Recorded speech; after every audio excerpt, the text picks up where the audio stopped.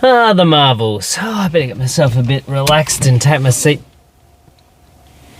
Taking my seatbelt off.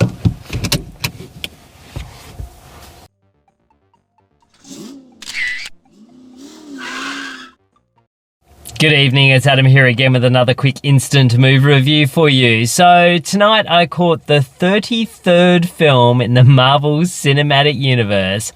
This one is called The Marvels. It stars Brie Larson and it tells the story of Carol Danvers, aka Captain Marvel, who is having an interesting time. She's suffering a little bit of fallout from destroying some superior intelligence on a planet called Hala, which now is being run by Ben, this nasty lady, who is now the person who has vowed to get the planet back on track by getting hold of this quantum band, which will enable Ben to be able to pull resources from other planets and reinvigorate Hala.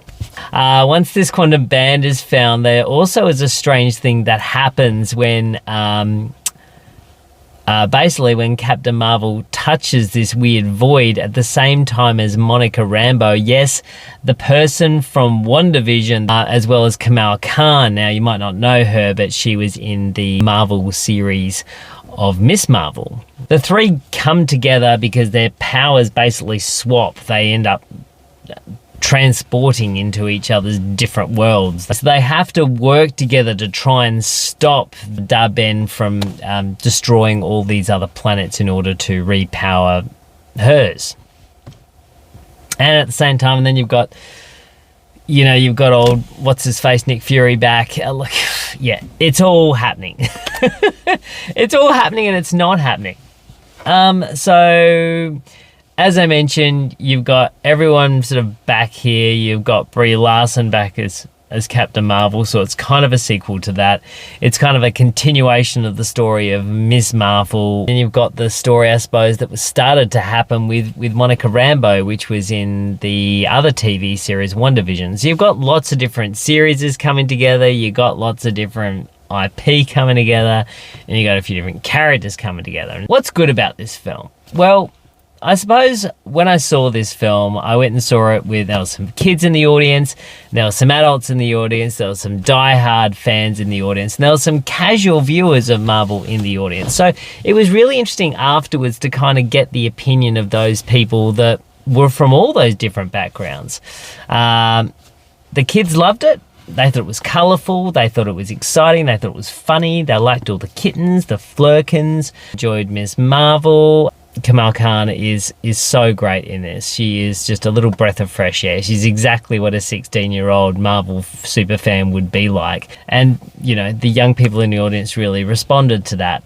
The people that were diehard fans and had seen all the series and seen everything else, kind of went, oh, I love the Miss Marvel thing. I didn't understand the Monica Rambeau thing, and I'm not really, why is Nick Fury so different in this film that he is in Secret Invasion, and what's the characters doing? Well, like, what's going on here? And then you've got people that have no connection to any of those other movies that sat down and watched this and had absolutely no idea who anyone was, what was going on, and sort of walked out at the end confused but liked the colour but didn't really understand anything and was like, what did I just watch?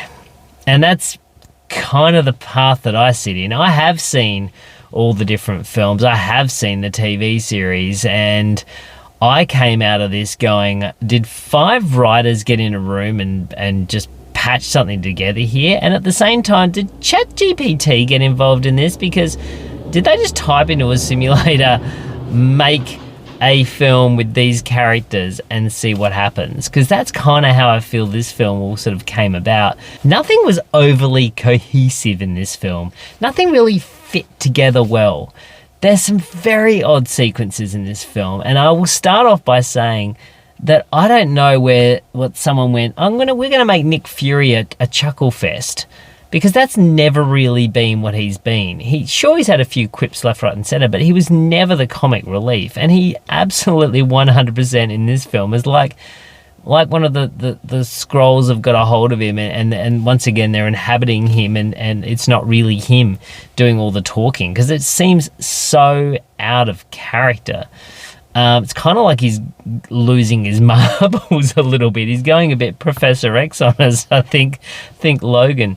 So that part, for me, I think Brie Larson looked like she wasn't really sure what film she should be in, what her character motivation should be in. Should she be, conflicted? Should she be happy? What's her emotional arc? Because I didn't feel any emotional arc whatsoever, particularly between her and Monica Rambeau. I do not understand what was going on there. There was some very odd choices. Tessa Thompson makes an appearance in this that was completely lost on me. I don't know what was happening there. She kind of made like a 5-second appearance, and it was very odd.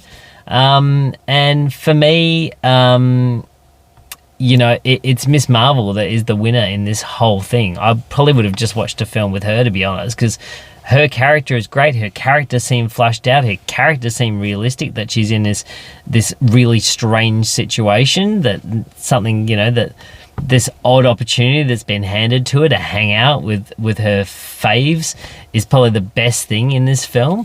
And it was the thing that resonated the most with me. There is a completely bizarre scene on a planet where everyone sings to communicate, and Captain Marvel's kind of like this queen of this planet to this. He looks like a K-pop, king pop star. I don't know. That just lost me completely. And, this is directed by Nia DaCosta, and I have heard interviews with her, and, she is a co-writer on this, but I feel like this is the furthest thing you can get to a Candyman film, and she's a very interesting choice. And what's really interesting about this is that we've got a female director with a pretty much a pretty stacked female cast, but I didn't feel any